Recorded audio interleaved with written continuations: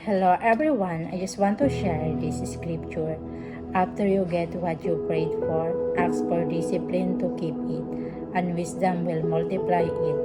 There are some blessings you can only carry after God has emptied your hands of idols.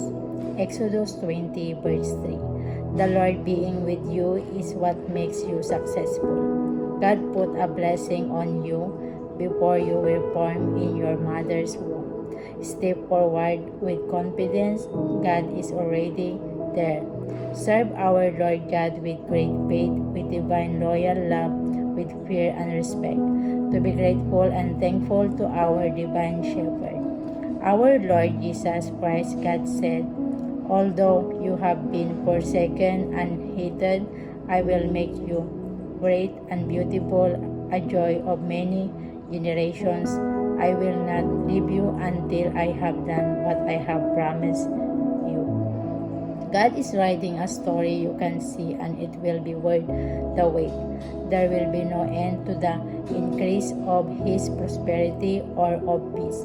God said, love each other just as I have loved you. You should love each other, watch and pray so that you will not fall into temptation. Shine with purpose. Others will see your light even on cloudy days.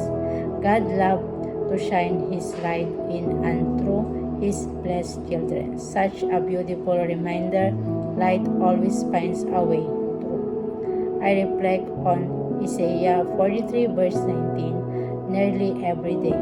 God made a way last time, He will do it again. Give God your weakness and He'll give you His strength.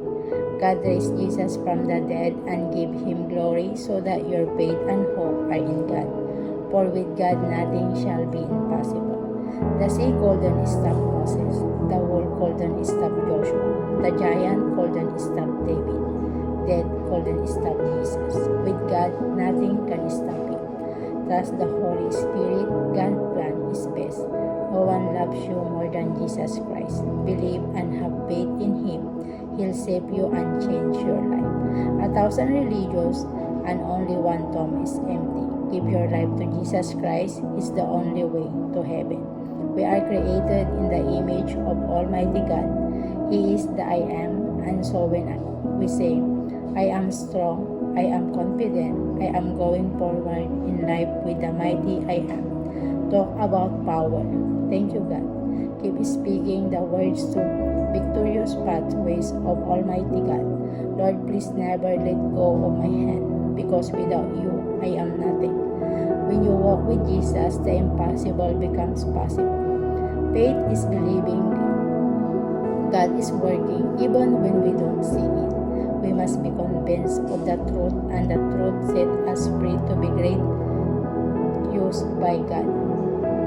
Jesus said to them, you make yourselves look good in front of people, but God knows what is really in your hearts.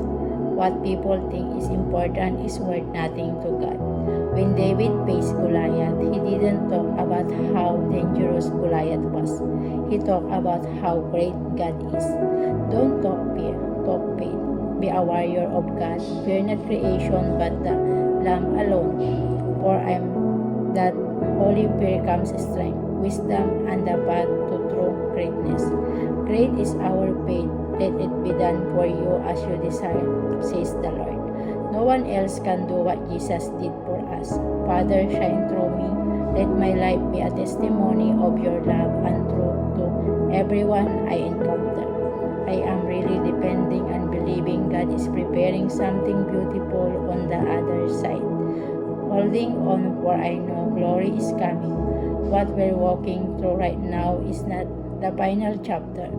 Through your net on the right side, Jesus said, and they caught more than they could handle. Obedience unlocks overflow. Very soon you will smile and say, God, this is more than what I prayed for. Thank you, God, for your promises. Help me hold on to them in every season.